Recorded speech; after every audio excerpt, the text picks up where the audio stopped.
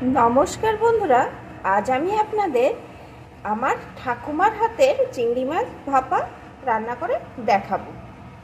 চিংড়ি মাছ ভাপা আমরা তো অনেকে অনেক রকমভাবে খাই, তবে আমার ঠাকুমা কিভাবে তৈরি করতেন সেটাই আজ আমি আপনাদের সাথে শেয়ার করব। এটা কিন্তু পুরনো দিনের রান্না, আর এটা কিভাবে করতে হয় প্লিজ বন্ধুরা একটা লাইক দিয়ে ভিডিওটি ফুল ওয়াচ করুন, না হলে বুঝতে পারবেন না। আর পুরনো দিনের রান্না মানেই স্বাদে গুণে কিন্তু অসাধারণ হয়, আর তেমন কোনো মশলা এর মধ্যে ব্যবহার হয় না। তা কীভাবে করি আসুন দেখতে থাকুন। রান্নার জন্য এখানে আমি আগে থাকতে কয়েকটা চিংড়ি মাছ ছাড়িয়ে নিয়েছি। এই ভাপায় কিন্তু একটু ছোট সাইজের চিংড়ি মাছ লাগে। এখানে আমার 200 গ্রাম মতো চিংড়ি মাছ ছিল। আমি সাইজটা আপনাদের দেখিয়ে দিচ্ছি। এই যে দেখুন বন্ধুরা, এরকম সাইজের। এর থেকে ছোট হলেও কোনো অসুবিধা নেই, তবে চিংড়ি মাছ যদি একটু বড় হয় তাহলে আপনারা কেটে দেবেন, কারণ এই রান্নাটা যেহেতু ভাপে হবে তাই যাতে তাড়াতাড়ি মাছটা সিদ্ধ হয়ে যায় সেই রকম সাইজেরই হলে ভালো হয়। তবে চিংড়ি মাছ রান্না করতে তো বেশি দেরি লাগে না। এখন এই রান্নার জন্যে আমি কিন্তু আগে থাকতেই মশলাটা পেস্ট করে নিয়েছি। এখানে মশলার ভিতরে আছে 1 চামচ সর্ষে, 1 চামচ জিরে আর 4-5টা কাঁচা লঙ্কা। আমার 200 গ্রাম চিংড়ির জন্যে এই মশলাটাই প্রয়োজন। আর ঝালের পরিমাণটা আমি 4টে দিয়েছি। আপনারা চাইলে আরও 2টো বাড়িয়েও দিতে পারেন আর কমিয়েও দিতে পারেন, কারণ ঝালের স্বাদ তো সকলের সমান হয় না। এখন এই চিংড়ি মাছের ভিতরে আমি মশলাটা প্রথমে ঢেলে দেব।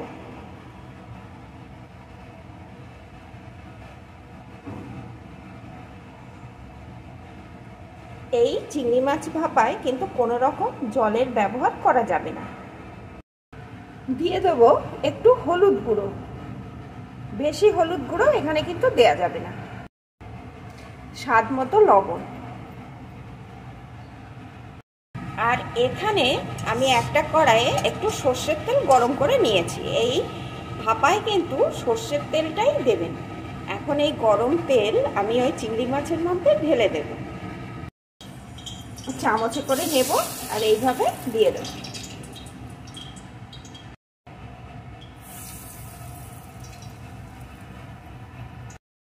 এখন সমস্ত কিছু ভালো করে চিংড়ি মাছের সাথে মাখিয়ে নেব। সমস্ত কিছু চিংড়ি মাছের সাথে মাখিয়ে নিয়েছি। এখন এর উপর দিয়ে দেব 2টো চেরা কাঁচা লঙ্কা। আর এই টিফিন কৌটোর ঢাকনাটা দিয়ে টিফিন কৌটোটা আটকে দেব। টিফিন কৌটোটা আটকে দিলাম। এইভাবে কিছুক্ষণ রেখে দেব। এদিকে গ্যাস ওভেনে আমি ভাত বসিয়ে দিয়েছি।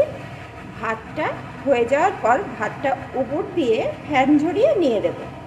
ততক্ষণ পর্যন্ত চিংড়ি মাছগুলো কিন্তু আমি ওইভাবে আটকেই রেখে দেব, কারণ ওই গরম তেলের মধ্যে চিংড়ি মাছটা অনেকখানি রান্না হয়ে যাবে।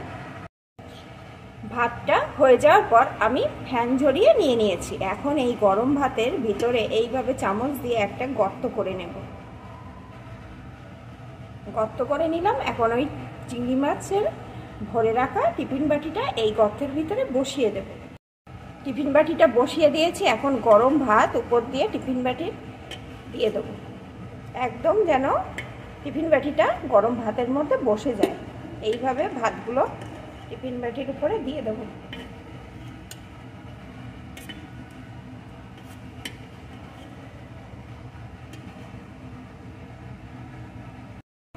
পুরো টিফিন বাটিটা কিন্তু আমি ভাত দিয়ে কভার করে দিয়েছি। এখন কিন্তু টিফিন বাটিটা আর আমার দেখাই যাচ্ছে না।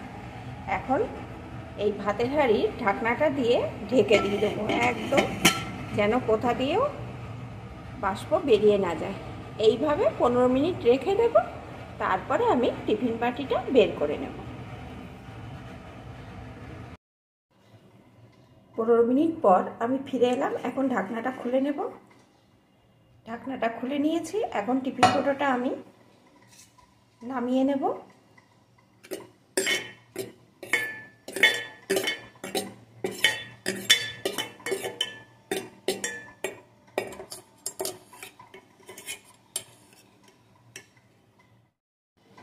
টিফিন বাটিটা আমি একটা প্লেটের উপর নামিয়ে খুলে নিয়েছি। দেখুন বন্ধুরা কতটা লোভনীয় হয়েছে, আর মাছগুলো কিন্তু সুন্দরভাবে সিদ্ধ হয়ে গেছে। এই দিয়ে দেখুন, আর এ দিয়ে একটা দারুণ সুন্দর গন্ধ উঠে আসছে। গরম ভাতের সাথে এরকম চিংড়ি মাছ ভাপা অসাধারণ।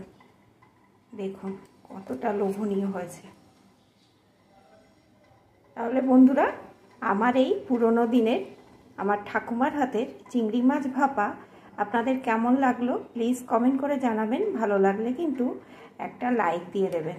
আর আপনারা কিন্তু অবশ্যই এইভাবে একবার চিংড়ি মাছ ভাপা তৈরি করে খেয়ে দেখবেন, কতটা সুস্বাদু হয়। এখন এটা কিন্তু রেডি।